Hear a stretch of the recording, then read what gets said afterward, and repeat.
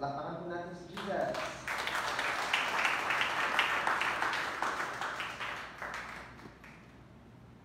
Merry Christmas po. Merry Christmas. Pwede bang batiin mo muna yung katabi mo ng Merry Christmas? Yan pa nasa kabila, batiin mo, Merry Christmas. Okay. At maging yung mga nasa kanilang tahanan ngayon, isang pinagpalang Pasko po sa ating lahat. Okay.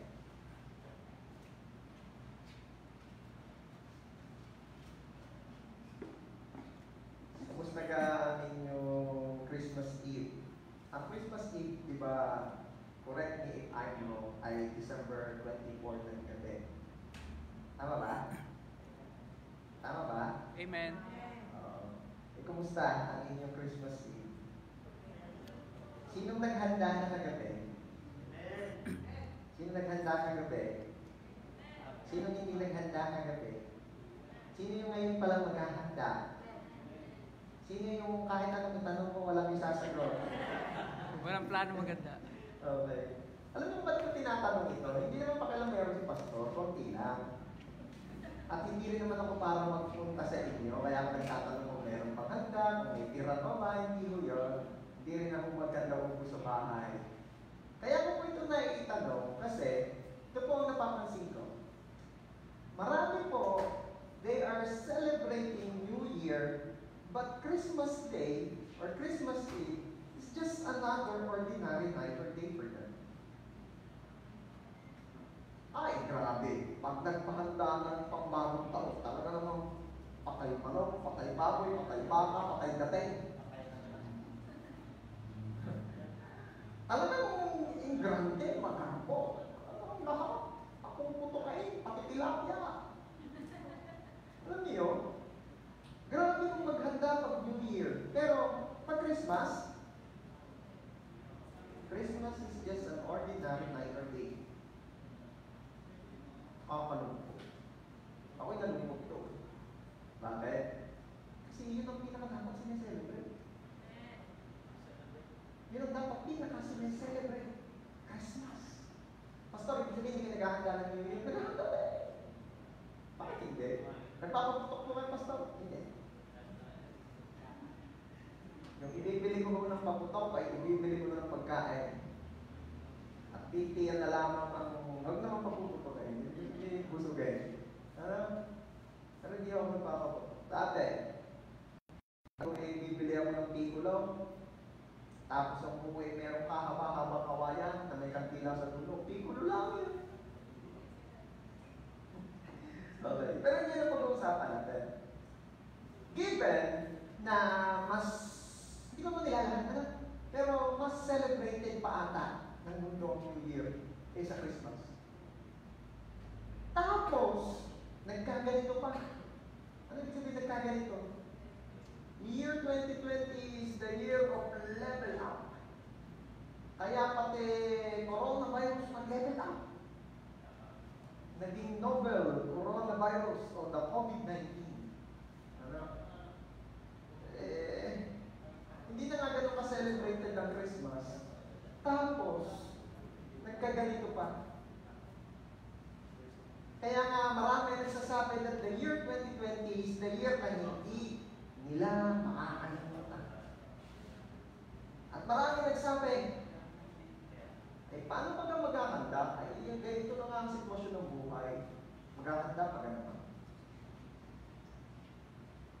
Because of COVID-19, this Christmas is unique and unprecedented within our lifetimes. Pero alam niyo ba, na kahit ganito po ang sitwasyon, meron at meron pa rin good news. Sabihin mo nga sa katabi mo, may good news pa rin. Ano kaya yung good news? Ano? Sabihin mo naman doon sa kabila. Partner, ang good news, may ibibigay ako sa'yo mamaya. Ba't natawa? Parang natawa. Okay.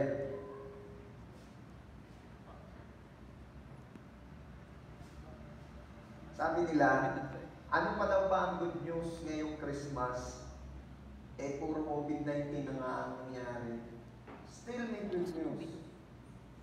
The good news of great joy proclaimed by the angel over 2,000 years ago is still good news and still a source of everlasting joy.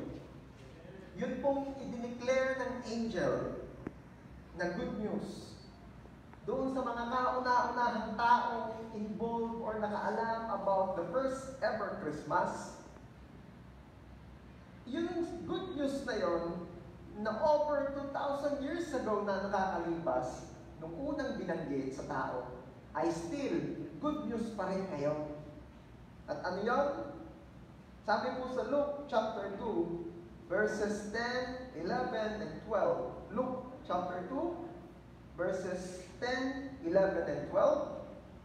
The angel said, I bring you good news that will cause great joy for all the people. Everybody say good news. Today, in the town of David, a Savior has been born to you. He is the Messiah, the Lord. This will be a sign to you.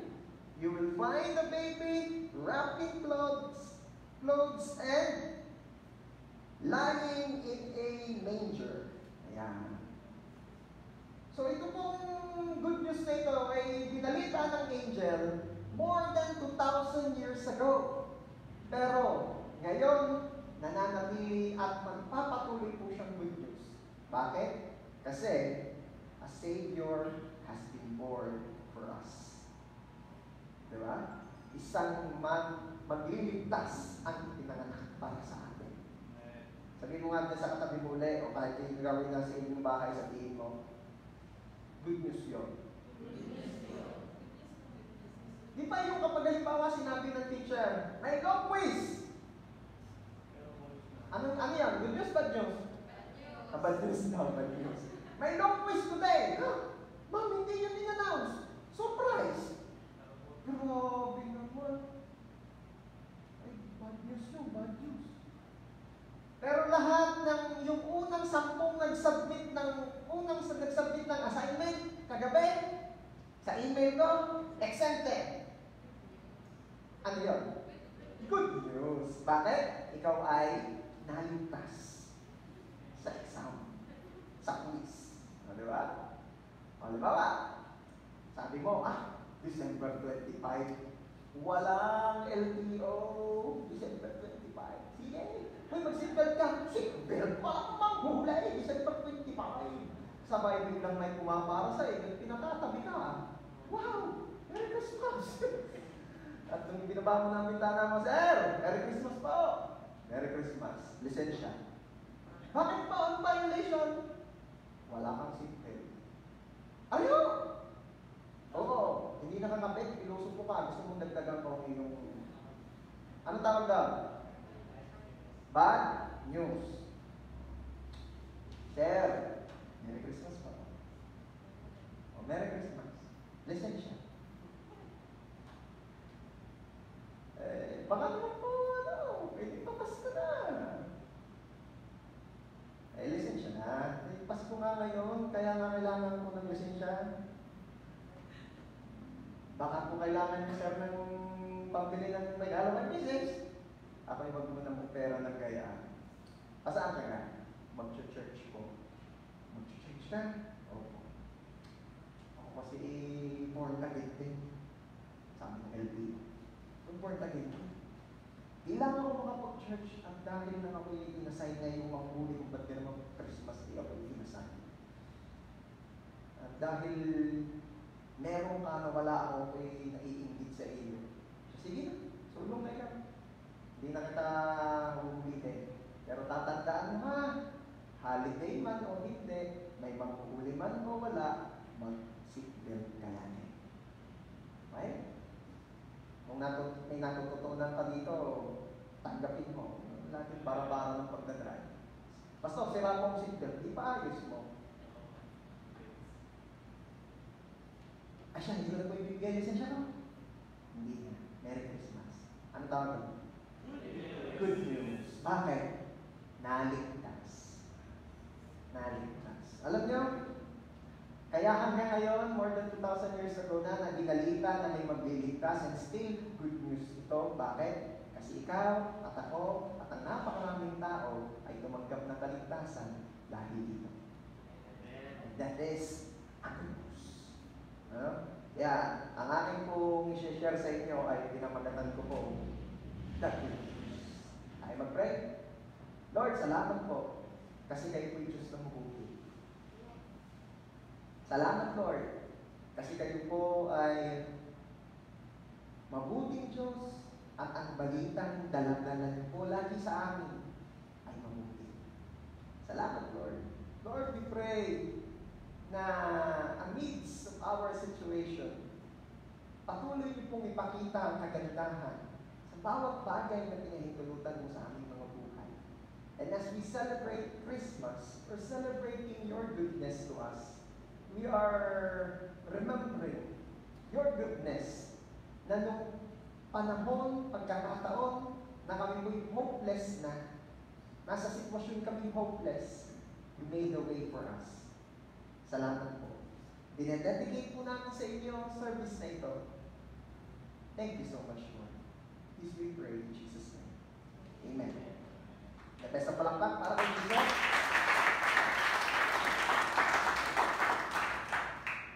Regardless of the circumstances, regardless of the pandemic, regardless of the COVID-19 in your wallet, sino naka-experience ng nag-positive ka sa COVID-19 ng wallet mo? Nilalagdag po, Pastor, ang wallet ko. Mataas po ang lagdag, 45 degrees. Bakit nilalagnat? Tunay kong makikita lang sa akin. Kahit gano'n na sitwasyon, church, we can still celebrate this Christmas with great joy. Bakit? Kasi may tatlong good news na dala ang Christmas. Number 1, God loves you. Nice. Sino po rito yung mga nakaraan nalulungkot na siya mag-celebrate ng Christmas kasi nag-iisa siya, kasi single pa rin siya, at iniisip niya kung malamig ang Pasko ko. At ito na naman tayo, member na naman ako ng samahan ng mga malalamig ang Pasko. Hello?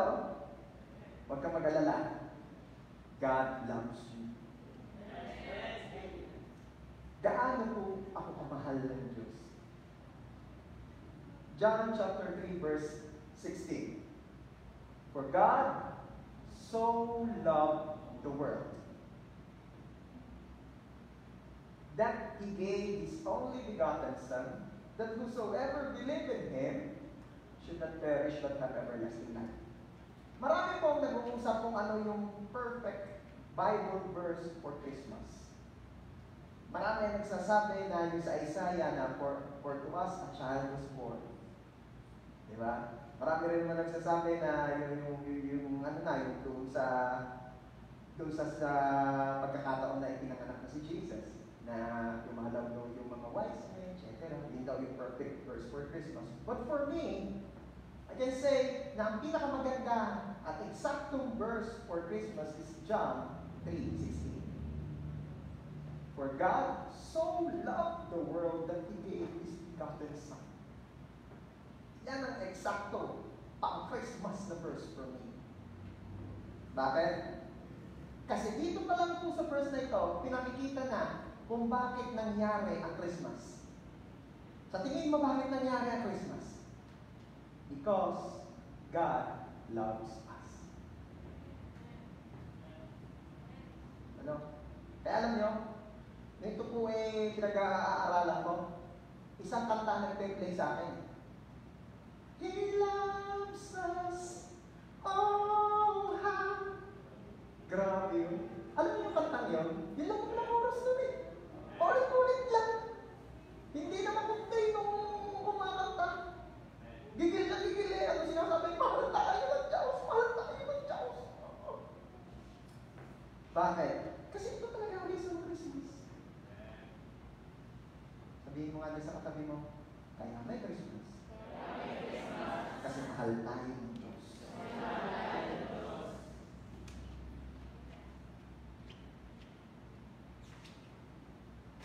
Actually, bilyong-bilyong tao ang nakaka-memorize ng verse na ito.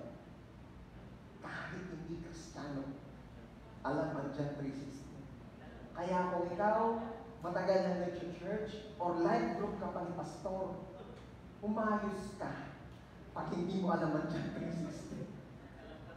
Alam mo naman pastor, alam mo ang John 3:16, Jesus is the way, the truth, and the life. Sino life group leader mo? Kayo po, pastor. Hanggang kailan ako magtiti sa inyo? Joke lang po yan. Sobrang dami ng nakakaalam, nakaka-memorize ng verse na ito. Pero even up to now, marami pa rin hindi naunawaan kung yung sabihin.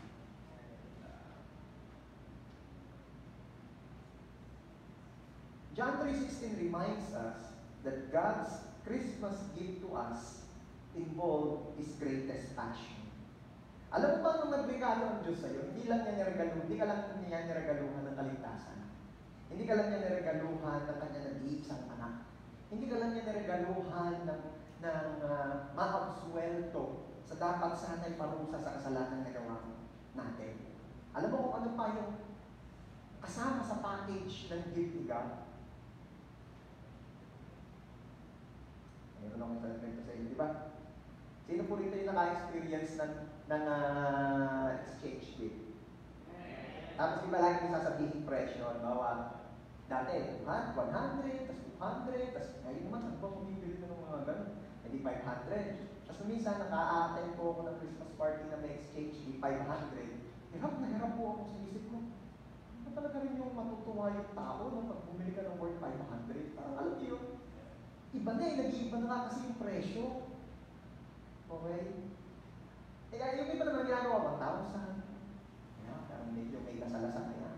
1,000. Minsan, doon naman nagkakatalo sa presyo. Yung makakita ko, ito, ayos ito, maganda to. Kaya lang kulang. 900 lang, 950. Anong ginagawa mo pag ganun? Di ba bumibili ka ng something na pandagdag doon para kung di man sumakto, lumabis ng konti, wag lang kulang. At para sa'yo, minsan, hindi naman kasama talaga yung hindi man talaga partner yung regalo. Yung nagregalo ka na halimbawa ay frying pan na non-stick. Magkano ba ng mga gano'n? Nasa 700 lang gano'n. Nakamura na yun.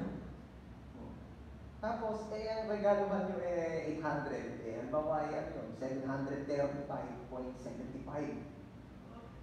Ito naman yun. Tapos maghanap ka ng nakakita ka ng medyas, worth 100 yung pares. 100. Hindi labis-labis sa 800. Alam mo yun yung pagbukas ng binigyan mo. Frying pan na non-stick at pares ng medyas. Wow! Alam ko na, yung medyas, dito yung pagpustos dito para hindi masira yung non-stick. Ano yan? Ito sabihin, package siya eh. Alam mo ba ang Diyos ay nagregalo? Hindi lang niya inregalo sa iyo si Jesus. Hindi rin lang siya nagregalo na, siyempre, package siya. Kasama rin yung salvation, kasama na rin yung mapatawad ka, makaswelto ka sa parusa. May isa pang kasama sa package. Ano yun? Yung passion ni God. Ano ba passion ni God? Ikaw, anong passion mo? Ako po, passion ko po talaga magpuputing-ting ng mga gadgets. Po, dyan po ako passionate. Okay? Ikaw naman, anong passion mo? Yung iba, passion niya mag-TikTok. Ganun lang. Talagang yung my day niya, parang PowerPoint presentation. Puro my day niya, puro TikTok. Diba? Ikaw, anong passion mo? Ang passion ko po talaga, mga sasakyan. Wala man po akong pambili, pero check nyo po ang phone ko. Mas marami pa po ang picture ng sasakyan kaysa sa picture ko. Passionate niya eh. Passion siya doon. Passionate siya doon. Yun ang passion niya. Balik tayo sa regalo ni Lord. Binigyan ka ni Lord ng regalo, may kasama na passion niya. Anong passion ni God? God's passion is loving us. Doon siya passionate. That's His favorite. Ang paboritong gawin ng Diyos is to love us. Kaya never ever think that as you celebrate Christmas ay ang lungkot naman. Walang nagmamahal. Hoy, may good news ako. Kaya nga't may Christmas, kasi may nagmahal sa'yo at may nagmamahal sa'yo at passionately kang minamahal natin. Kasi sa'yo, He loves us. Oh, how He loves us. Oh, how He loves. Nung una hindi ko masakyan yung kantang yun, sabi ko, ano ba naman klaseng chorus yun? Hindi na pag-isip pa na lyrics. Nung ilagay ko yung emosyon ko sa emosyon yung emosyon ng kumanta yung ilagay ko sa akin, yun ang naging emosyon ko. Nilapat ko sa kanta, doon ko na i-realize, ay sobrang overwhelmed sa love. Wala nang masabi. Kita mo kayo mga nagmamahalan pag tinatanong, ba't ka ako'y mahal mo? Ano ba sinasagaw? Mahal kita eh. Ano ba naman yung kagulo mo? Ba't ka ako'y mahal mo? Mahal na kita. Sabi ng mga single, makarelate ba naman? Next topic, Pastor. Okay lang yan. Hindi ka naman single. Nag-Diyos ako, wala talaga single. Kasi you're in a relationship with God. Kaya pag sinabi mo ako single, hindi. Meron kang God. In a relationship ka with the Lord. Kaya pwede mo sabihin, Demi, na hindi ako po is in a relationship with God. Pwede sabihin ni Piper na I'm in a relationship, Pastor, with God. Diba? Sinika, matagal na in a relationship yan. Ikaw. Nilap na ilap kayo. The first phrase in the verse, John 3:16, God so loved the world. Alam niyo, it's one thing for someone to say that they love you. But when they say they love you so, that's another thing. At meron kasama yung passion. I love you. Okay. I love you so much. Iba yun. At alam mo kung ano ang shortcut version ng John 3:16? I love you so much. Dash God.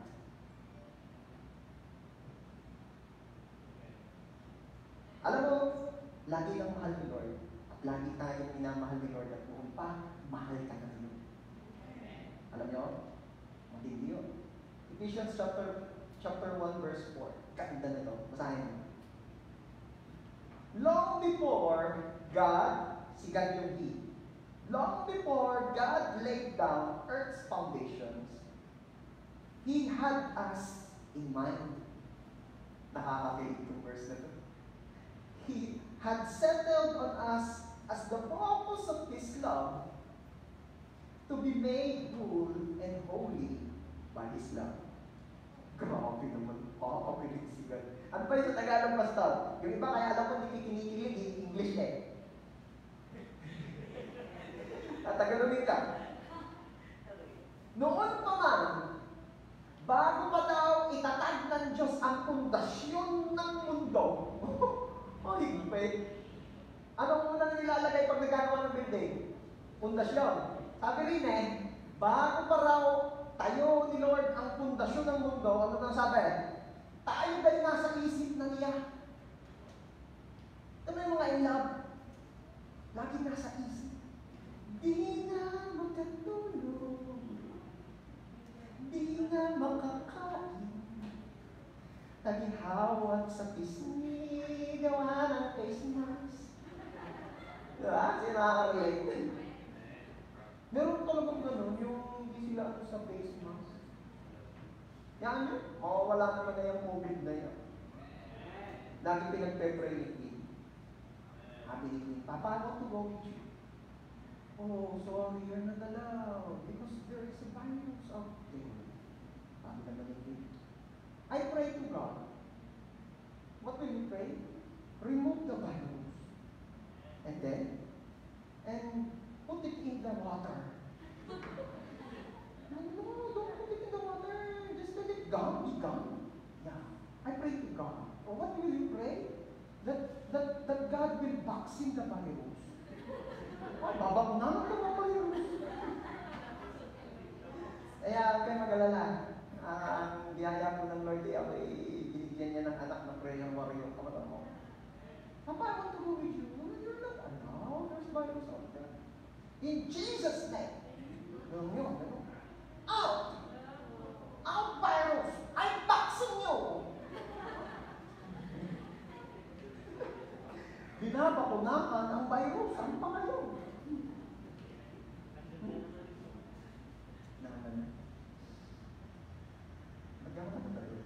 Mawawala na yung virus na yun. Mawawala na yan. In Jesus' name. Okay? Kaya, keep on praying. God is doing something great. Okay? Yun nga, laging nasa isip. Ano sabi ni Lord? Ano sabi sa verse? Bago pa raw itayo ng Diyos ang pundasyon ng mundo, nasa isip na niya tayo. At ano pa? Had settled on us as the focus of His love. Ang desisyon na siya na ang magiging focus ng kanyang love ay tayo.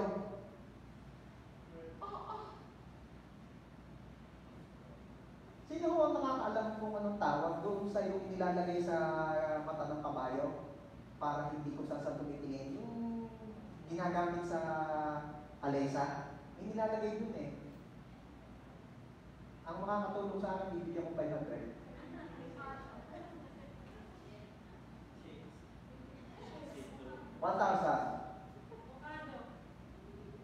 Avocado. Ganun eh. Hindi ko na maalala po eh, sorry. Pero di ba, nakita niyo naman yun, meron yun eh, nilalagay para nung hindi na-distract sa nasa side. Alam niyo ba, na ang Diyos ay nag-decide na sa inyo lamang nakapokus ang kanyang love. Na wala na siyang titingnan iba na kagaya ng pagtingin niya ng pag-ibig sa iyo. Na wala siyang balak na magpag-distract sa anong pa mga ibang nilikha, kundi i-focus lamang ang love niya sa iyo. Na wala siyang titingnan na iba ng katulad ng pagtingin niya sa iyo. Kailan daw yan? Bago pa itatag ng Diyos ang pundasyon ng mundo, decided na siya na tayo magiging focus of His love. At ano pa? Para daw tayo ay buuin at pakabanalin sa pamamagitan ng kanyang pag-ibig. Sino verse na manliligaw ang nagsabi na sa iyo ng ganyang pakilig na linyahan? Wala na. Bago pa ako ipanganak ng nanay ay nasa isip na kita. Guard! At bago pa magkakilala ang nanay at ang tatay ay sigurado na akong ikaw ang pagpupusan ng pag-ibig ko. Meron mga bolero at talagang magagaling mag-deliver ng ganyan kahit di naman makatotohanan, di ba? Naalala ko ng mga unang panahon, mabenta yung mga pangako na kahit bituin ni susok ibibigay sa iyo. Mabenta daw yun nung una. Imposible naman yun. Yun nga alipag nakabag sa itaas, hindi mo mahuli. Bituin pag namang... Pero mabenta yun noon. Ibig sabihin, bumibenta rin naman eh. Pero, imagine kung ang nagsasabi yung talagang kaya niya gawin. Yung nagsasabi yung kaya niya talagang gawin, di ba nakakakulig yun? Wow, gagawin talaga yun sa akin, para sa akin. At ito sinasabi ni Lord, mahal ka na niya bago pa maging ikaw ay ikaw. Good news ba yan? Good news ba yan? Sasabi ko sa inyo eh, alalahanin lang natin na may good news. Hindi naman lahat bad news eh. Hindi naman lahat bad news. At kung susumahin, mas marami pa rin lagi ang good news. At mas nauna ang good news. Before God created the world to sustain human life, He planned your life. God built the universe because He wanted to love you. Grabe. Alam mo, yung napakatinding love ni God, walang sino man o anuman ang makapag-iwalay sa atin doon. Sabi po sa Romans chapter 8, verse 39, there is nothing in all creation that will ever be able to separate us from the love of God which is ours through Christ Jesus our Lord. Okay? Wala sino man o anuman ang makapaghihiwalay sa atin sa ganung katinding love ni God for us. Kahit po pandemic. Miski pa anong klaseng virus yan, hindi ako nagtatawag ng bago ha. Baka sabihin mo, Pastor, bibigla ka hindi. Tawa na ako, tama na yan. Tapos sabi pa sa balita, meron na daw na-develop sa ibang bansa na nag-mutate na, nakabalita na.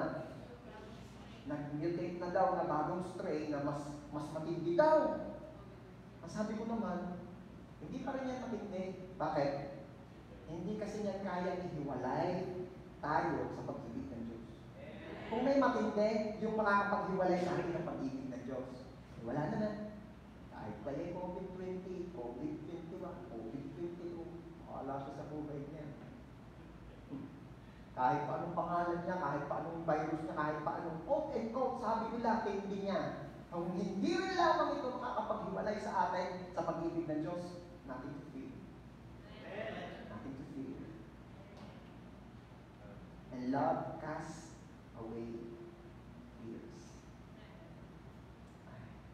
Hindi naman pag in love ka na. Pag in love ka na, church, wala ka na pinakakamutan. Di ba? Yung nung una'y natatakot ka pa sa inay. Yung nung una'y natatakot ka pa sa tatay. Pero pag in love ka na, yan, yun na, yun na. Mahal ko eh. Hindi. Punta ka, saan? Talagang hindi natatakot. Gusto ka kaunti ang biyahe eh. Tulaw ko eh.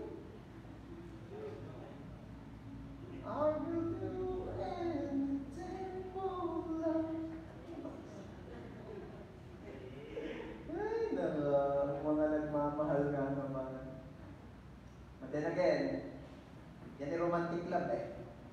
At may makapaghihiwalay pa rin sa iyo dyan. Hello? Tanong, sino mga magagaling dito sa history? Sino po ang naghiwalay kay Romeo at kay Juliet? Sino nagsasabing parents? Ba't na? May umimik, kasi ngayon ayaw. Sino nagsabing parents? Sino nagsabing wala siyang alam? Magaling. Nama na. Marami po nagsasabi na yung mga parents daw. Tapos sabi naman ng iba, all odds. Kasi against all odds. O all odds. Pero kung ano yung all odds. Pero alam niyo, ito napansin ko. Ang naghiwalay sa kanila ay death daw, death. Hindi. Yung death resulta na lang kung naghiwalay talaga sa kanila. Ang naghiwalay sa kanila ay yung pabigla-biglang desisyon. Kasi di ba, sino yung nagkunyari patay? Si Romeo o si Juliet? Di ba hindi naman namatay? Di ba yung minum lamang yung lasang-lasunan pero hindi naman talaga nalasaw? Sino kung nakakalang sinasabi ko? Yun na nga ang pinili kong illustration. Sabi ko alam ng lahat. Pamili pa rin ako. Nakaraang linggo, kardo na nga ang illustration ko, di mo pa rin alam. Ngayon naman na nga eh. Naman na eh, ano eh. Mahal na mahal ko lang kayo. Di ka, si Romeo o si Juliet, sino na makakatulog sa akin? Si Juliet. Na uminom siya nung hindi naman talaga lason, parang pampatulog lang, pero hindi naman siya namatay. Eh si Romeo, pabigla-bigla, napatay na natin mahal, wala nang silbi ang buhay na ito kung sakaling ikaw ay lalayo. Hindi ka? Ano ginawa ni Romeo? Nagpakamatay. Eh nung namatay na siya, tunay naman Ay, nagising naman ulit si Julie. Sabi ni Julie, hindi, bakit naman po bigla-bigla ka? It's a prank!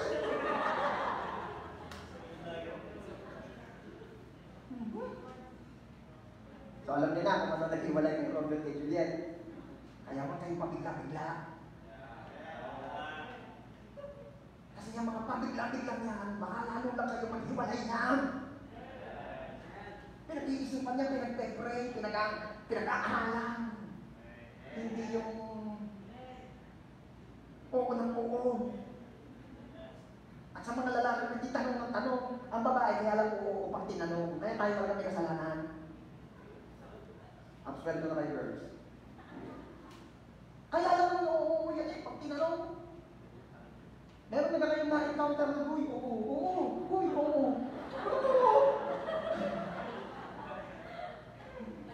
Girl, kalma. Oo. Tanungin mo ako.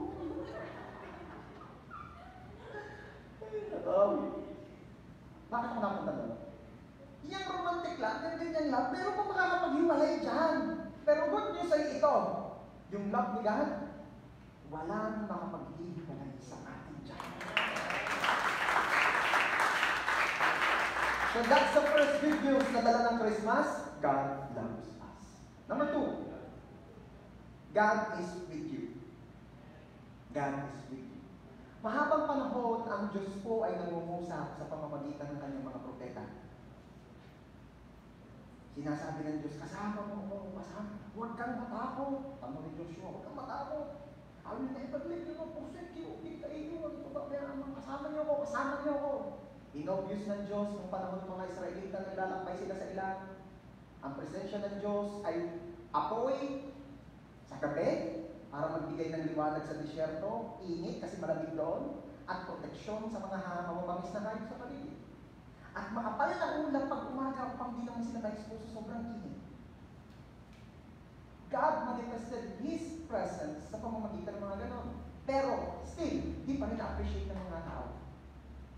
Di pa rin nila maramdaman na sila'y kasama nila ang Diyos. Hanggang dumating na doon sa time na inaaway na nila si Propeta Samuel at sinasabi, gusto namin ng leader. Sabi ni Samuel, ha? Di kayo leader natin si God? Kasama natin si God. Hindi namin siya kita. Hindi namin siya ramdam. Gusto namin kagaya ng ibang kingdom. May hari. Gusto namin ng hari. Sabi ni Samuel, ako naman pinaka-leader ninyo, diga? Ako ang spiritual leader. Ayos na yun, si Lord ang mismong hari. Ayos na yun. Hindi, gusto namin may hari. Kaya nga, sabi ni Lord, bigyan gusto. Alam niyo yun, mahabang panahon, gusto ng Diyos iparamdam na kasama talaga natin siya. Pero hindi natin maramdaman. Then, isang araw, nag-desisyon ng Diyos. Ako na doon upang iparamdam na kasama nila ako. Yun ang ginawa ni Jesus. Kaya nga po, sabi sa Isaiah chapter 7 verse 14, therefore, the Lord Himself will give you a sign. Behold, a virgin will be with child and bear a son, and she will call his name Emmanuel, which means God is with us.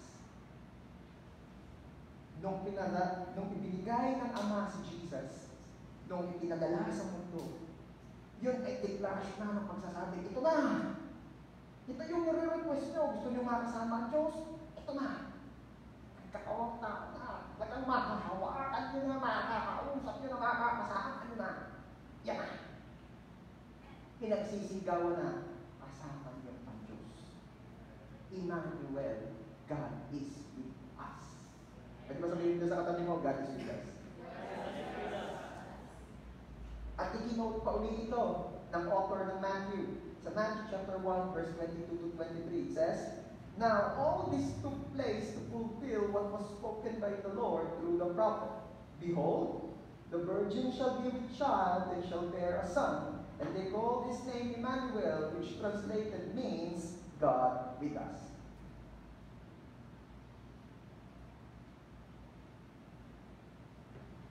It doesn't matter kung di mo maramdaman ng presence of God. It doesn't matter kung hindi mo maramdaman ang pagkilos sa buhay mo ngayon. Sapagkat hindi nun kayang baguhin ang katotohanan na ang Diyos is with us.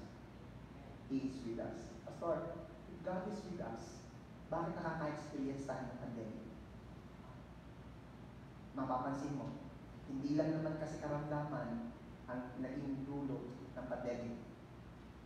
Sa totoo lang, mas marami po ang lumapit sa Diyos because of our situation. And this is God's way.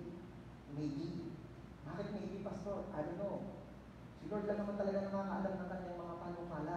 But meron tayong isang assurance. At ano yun? That He is good. And God is love. And He loves us. Okay? Kaya anuman ang purpose of God for this pandemic, tingnan mo yung katotohanan that God is good. That God is love. Huwag mo tingnan na, pandemic naman yan. Kung kasama talaga natin ang Diyos, dapat hindi tayo pinabayaan sa pandemic. Hindi. Ito po ay pagpapakita ng Diyos na kasama natin siya. Na buhay pa tayo. Na nagsusurvive pa tayo. That there is still hope in us. Alam mo ba, ang bumubuhay sa tao ay hindi oxygen lang, hindi pagkain lang, hindi lakas, kundi yung hope. Alisin mo ang hope sa tao. Miski may oxygen, miski may pagkain, miski may pera, miski may love life. Alisin mo ang hope sa tao. Ayaw na niya mabuhay.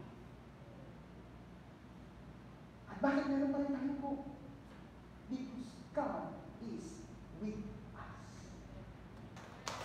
And that's a good news, my brother and sister. That's a good news. At pag alam mo that God is with you, you don't need to worry or to be anxious. If we know that God is with us, hindi na natin kailangan tayong mag-alala sa buhay. Hindi ko naman sinasabi maging careless ka. Okay, don't get me wrong. Di ba kasi, ang pagkakaintindi pag ganyan, kasama ko ang Diyos. Careless na. Remember yung balita na mahal daw tayo ng Diyos kaya hindi na kailangan ng face mask? Nag-trending yun. Merong isang leader of a certain group na nagsabi na mahal tayo ng Diyos kaya hindi natin kailangan ng face mask. Usay. Mahal tayo ng Diyos kaya bigyan tayo ng wisdom para mag-face mask. Yun yun. Kaya hindi ko sinasabi na porket mahal ka ng Diyos, God is with us, magiging careless ka na. Ang sabi ko lamang, huwag maging careless, but carefree. Kaya ba yun? Okay. And the good news is, si Lord na kasama natin, ang Diyos na kasama natin, the God who is with us, He is the God who's in control. Bakit yung good news, Pastor? Since God is in control, ano man ang nangyayari ngayon, rest assured na ang Diyos na in control ay Diyos na mabuti at Diyos ng pag-ibig. Hindi niya hahayaan mapahamak ang bawat isa. He's in control. It's not the coronavirus who's in control. It's not poverty who is in control. Hindi po kalungkutan ang in control. Sino ang in control? Si God. At sino si God? At nasan si God? He's with us. He's with us. Para mas madali mong maintindihan. Meron po akong isang kwento. Naka-experience ko kasi yung family namin na maisama ng isang kamag-anak ni father ko na mayaman. Sinama po kami sa isang supermarket. At nagsabi siya na, sige, kayo yung mamili. Kumuha kayo ng lahat ng items na gusto nyo basta ganitong amount. O, hindi kami naman kuha ng mga eh. Sinabi parang hanggang 5,000 na worth of groceries. Yung iba naman, over, tapos thank you lang ng thank you. Bigyan na rin. Andun na kaysa magkapahiyaan pa. Kami naman, hindi naman ganun kakapal ang mukha namin. Kaya, kumbaga, 5,000, susunod, kwenta pa nga, kaya medyo nagtagal. Ayan. To make a long story short, alam mo, ang sarap talagang feeling yung gano'n. Yung wala kang ganun pera, wala kang naman talaga ibang bayad. Tapos kuha ka lang ng mga shoot sa push cart ng mga gusto mong bilhin. Sarap ng feeling ng gano'n. Eh, bakit nagkaroon ka ng ganong confidence na kumuha ng kung ano? No. Because you know that there is somebody who is in control ng cashier. You know that there is someone who na nagsabi sa inyo, I am in control ng bayad. Sige lang, kulang lang. Akong bahala ng bayad. Okay? Eh kung kami po ay masaya nung time na yon na merong in control sa pagbabayad, how much more tayo ngayon na merong Diyos na nagsasabing, sige, enjoy life kahit may pandemic. Sige, enjoy life kahit may pandemic. Bakit? Ako in control. Kasama niyo ako. Masarap yun. And that's a reason to celebrate Christmas. Hindi ko nailagay yan pero gusto kong i-note dito. When God is near, there is no need to fear. When God is near, there is no need to fear. Wow. Sino nagsasabi rito, naniniwala dito na ang Diyos ay kasama natin? Nothing to fear. When God is near, there is nothing to fear. Palakpakan natin si Jesus. At ang pangako ng Diyos, Hebrews 13:5, I will never leave you nor forsake. Paano yung pastor masabi kasama natin ng Diyos? Nangako siya, hindi niya tayo iiwan, hindi niya tayo mamamayaan. Meron bang nang iiwan na ganyan? Meron bang magsasabing, I will never leave you nor forsake you, bye-bye? Meron ba ganyan? Wala nga. Kapag sinabi niyang, I will never leave you nor forsake you, ibig sabihin, mananatili siya, at mananatili, at mananatili. Ibig sabihin, God is with us. And that's a good news, my brother and sister. Pero pa natin si Jesus. Last na po, pangatlong good news na dala ng Christmas. God is for you.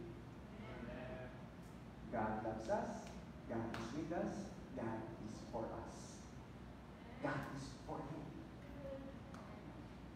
Kapatid, God is on your side. Kakampi mo si God. Naalala ko nung unang-una po ni-naturalize si Andre Blanche. Si Andre Blanche po hindi talaga Pilipino, alam mo naman yun. Siguro naman naalam niyo siya nung pinagsasasabi ko. Basketball. No? Kasi pag nanonood si Papa ng basketball, talabasik din, nasa pinipili. Volleyball! Alam naman niya nang kukulit lang. Yung anak ko, walang kakulit-kulit na ngayon. At pag nanonood si Papa ng volleyball, basketball! Pag-isabay. Si Andre Blanche po hindi talaga Pilipino. Pero ni-naturalize siya. At yung mga una naman talagang taon, nakita ko naman talaga, he's doing his best. Alam mo, kalabawan ba? Hindi kalabawan. Talagang he's doing his best. Para may panalo ang gilas. Lamang, puso. Hindi puro puso. Pwede, ayos, masaya. Ano pa? Isa sa mga hindi ko makakalimutan ng movie ay yung The Last Samurai. Sino ba nakapanood na lang? Yung kahawig po ni John ng bida dun si bida rin lagi sa anong cartoon? Tom Cruise. Di ba kahawig po yun dyan? Okay lang. Yung ilong ni Tom Cruise, nakakalahati yung ilong. At least nakakalahati, akin 1/4. Yan. The Last Samurai ni Tom Cruise. Sino nakapanood?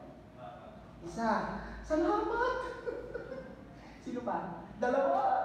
Thank you, Lord. May nakaka-relate ko sa mga... Christians enjoy life. You can watch movies. Dati kasi, di ba? Dati daw, nung unang-una pa, sinasabi mo manonood ng sine ay makamundo.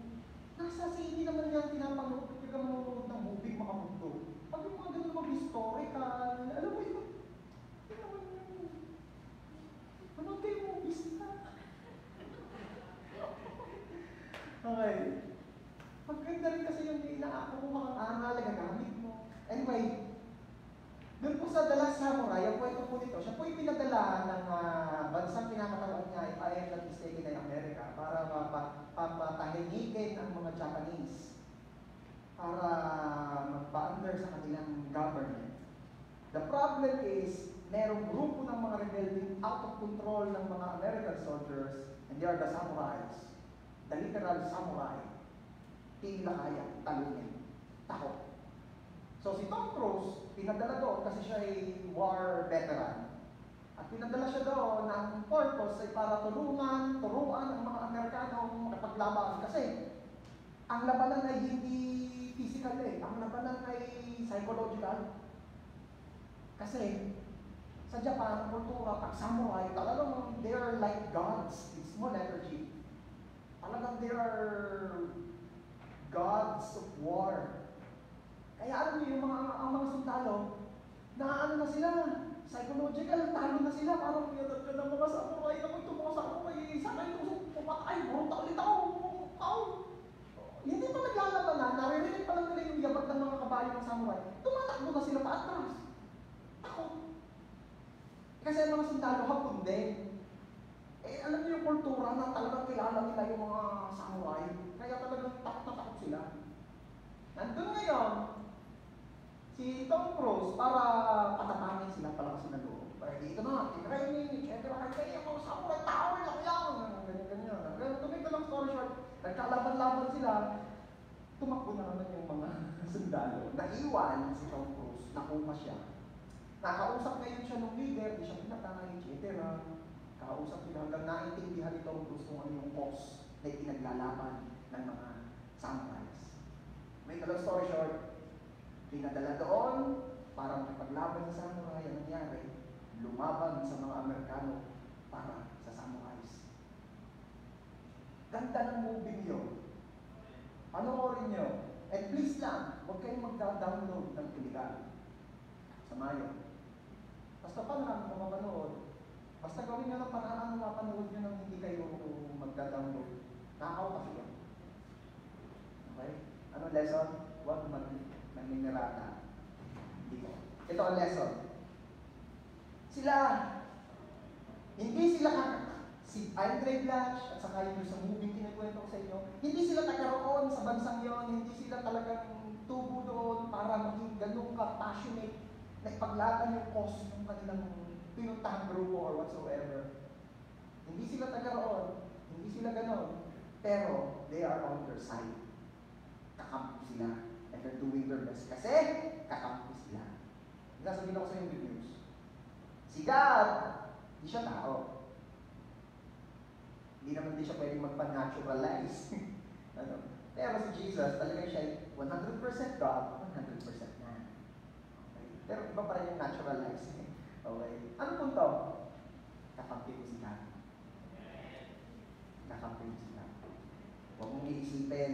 Sige, palampakan natin si Jesus. Huwag mong iisipin. Hindi ka naman naintindihan ni Lord kasi Diyos siya tao. Siya ang lumikha ako, nilikha. Hindi ka naintindihan. Pero huwag ka mag-isip na gano'n. Ito, totoo. Kampi mo si God. Kakampi mo si God. Sino po rin yung naka-experience na maglaro ng Gervais? Oh! Mga batang subdivision, di alam ang Gervais? Hindi ko po alam yung Gervais pastor. Pero nilalaro ko ng bata ka, arcade. Nasa arcade lang po ako.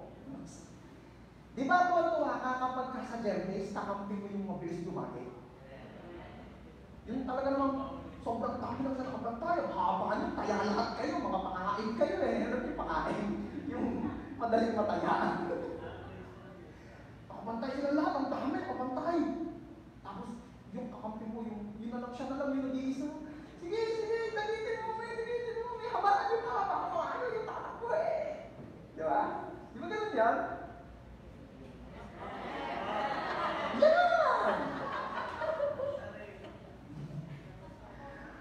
Tapos magtutuwa kayo, yes, talagang yung ano nyo, yung kakampi nyo, hindi nyo yung pinaalis ng base, talagang naka-reserve yung taga-nagib. Tapos yung pumakita, ang dami sumalubaw. Tapos yung technique yung, una ka. Tatayain kita, una ka umalis sa base. Oo nga pala, mabalik ko sa base. Hanggang sa matagit. Wow! Tuwan-tuwa naman kayong mga pakain. Yung mga pahirap doon sa mahirap, pahirap kayo doon sa dumadagi. Yeah! Ligtas na kami! Palingan sa Diyos. At talagang lagi kayo proud na proud. Kakampi namin itong mapinis doon agad. Nasabihin ako sa iyo. Si Lord, ay kakampi mo. Mabilis siyang tumagi. Mabilis siyang mag-recover. Kahit pa sobrang daming nakabantay sa blessing mo, kaya niyang i-recover, babalik sa'yo!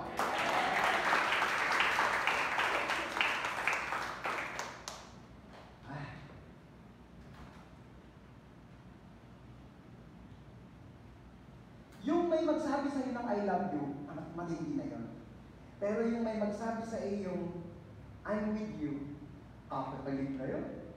Pero yung magsabi, ano man ang mangyari, sa luwa ko. Ibang usapan niya. At yun ang sinasabi na Diyos sa atin ngayon. Na noong Christmas, unang Christmas, pinadala niya si Jesus, at ito sinasabi ng Diyos. Sa iyo ako. Sa iyo ako. Kakampi niyo ako. Kakampi niyo ako.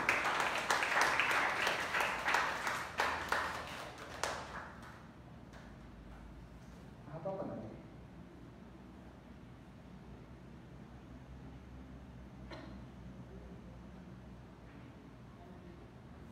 Paano pinakita ng Diyos na nakakampi tayo? Nakakampi natin siya. Narinig mo na ba yung phrase na if you want something done right, do it yourself? Meron mga tao na para masigurado niyang matatrabaho, magagawa ng tama yung gusto niyang ipagawa, siya na ang gumagawa. Di ba? Alam, para sigurado ako magagawa, baka magkamali pa yun. Alam niyo, ipinakita ng Diyos na tayo, nakampi natin siya, nung gusto niya tayong maligtas, pero hindi niya pinagawa sa iba. Ano sabi ng Diyos? Ako mismo ang magliligtas sa mga ari para walang sablay, para walang kaberya. Ako na mismo ang magliligtas sa mga ari dahil gusto kong ipakita na ako'y kakampi. Di ba mas ramdam mo kapag siya mismo yung pumunta kaysa yung may proxy lang, yung may representative? Kahit pa anong valid ng reason, iba pa rin yung ramdam mo kapag siya mismo yung pumunta. At talagang sasabihin mo talagang aray amin. Kami kanya at siya amin. Church, si Lord, pagaman siya Diyos, pwede niya gawin lahat, di ko siya nag-proxy. Ano sabi ko? Di nag-proxy si Lord. Noong kailangan tayong iligtas, siya mismo ang nagligtas sa atin. Kakampi natin si God. Kakampi natin si God, church. Grabe ito. Shortcut ko na. O, last verse na. Last verse, Isaiah chapter 9, verse 6. Basahin po natin. 1, 2, 3, go. For to us, a child is born. To us, a son is given. And the government will be on his shoulders. He will be called Wonderful Counselor, Mighty God, Everlasting Father, Prince of Peace. Maaaring ang sitwasyon ngayon ay hindi kumakampi sa iyo. Maaaring ang mga presyo ng bilihin ay hindi kumakampi sa iyo. Maaaring yung matagal mo nang pinapangarap na boy or girl hanggang ngayon hindi ka pa pinapansin. Hindi kumakampi ang pagkakataon sa iyo. O maaaring ang buhay na ito para pagka binubuli ka, hindi mo makampi. Isasabihin ko sa iyo. For to us. For to us. Kanino? To us. A child is born. Inulit pa. To us. Kanino? To us. A son is given. Alam niyo sa Bible, pag inuulit, ibinibili. Kakampi mo si God.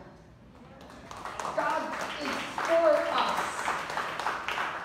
God is for us. Romans 8:31, if God is for us, who can be against us? COVID-19, God is for us. Tayo natin tumayo.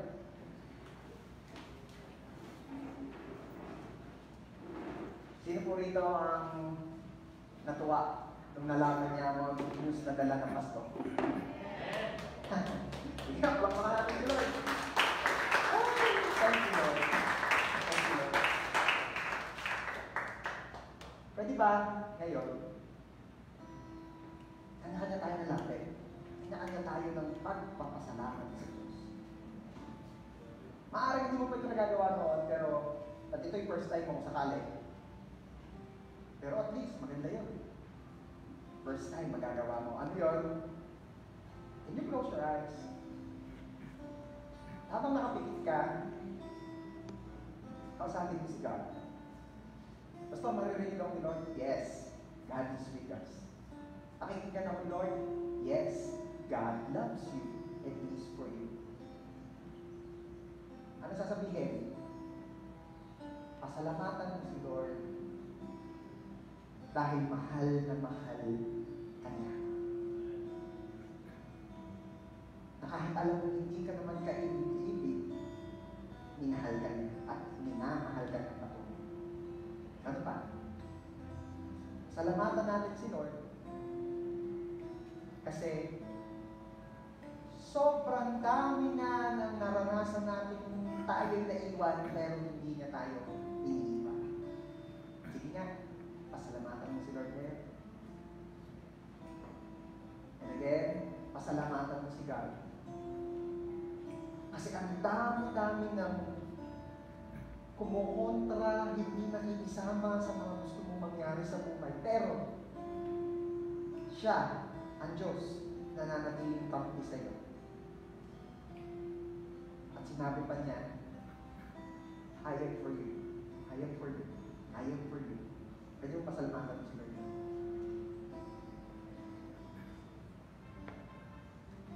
Lord, gusto po namin ngayong oras na ito punuin ang langit ng pasasalamat. Salamat po dahil hindi ka napapagod, nagsasawa at umibigil na mahalin kami. Salamat, Lord, kasi sa dami-rami ng pwedeng maging passion mo. Napaka-passionate mo na magmahal. At sa dami-dami ng pwedeng mong mahalin, kami pa po yung naging object of your love. At yun ang passion mo. Grabe ka, Lord. Thank you. Thank you.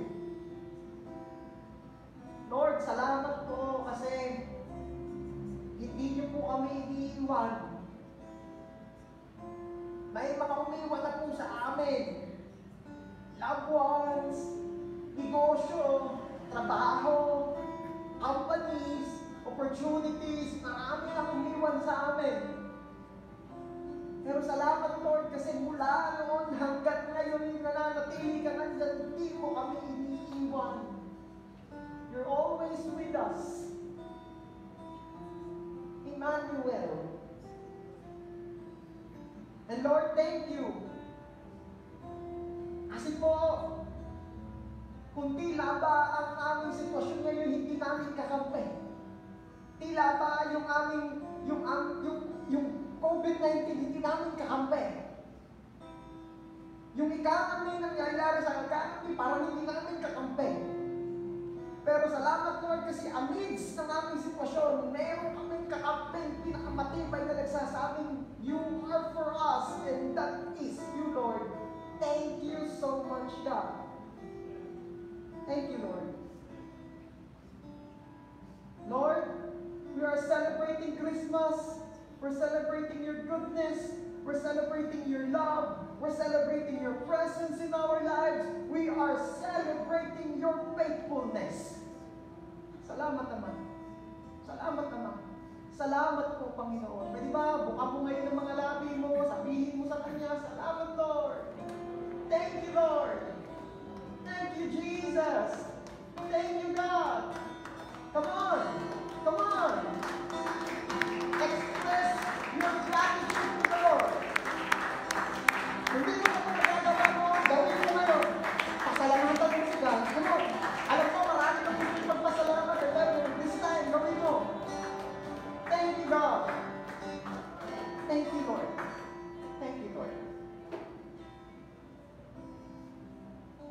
nagse-celebrate ng Christmas para sa handa o sa okasyon. No, Lord. We know how to celebrate this season because we know that you are the reason of this season. We are celebrating the reason. We're not just celebrating the season. We're celebrating the reason, and the reason is you, Lord. The reason is you. We're celebrating you, God. We are celebrating that you are our God. We're celebrating that you are our Lord. We are celebrating that you are our Savior. Salamat po. Salamat po. Pwede ba palakpakan natin ng Diyos? Ano? Lahat ng pinupulong ng nagpapasalamat ng Diyos. Palakpakan natin ng Diyos. Yeah. Oh, thank you, Lord. Thank you, Lord. Thank you, Jesus. Thank you. Salamat po. Kulang po ang aming salita. Kulang po ang aming lakas. Kulang ang aming palakpak. Kulang ang aming panahon. Para mapasalamatan niya. Salamat po. Salamat po. Ito po ang aming prayer.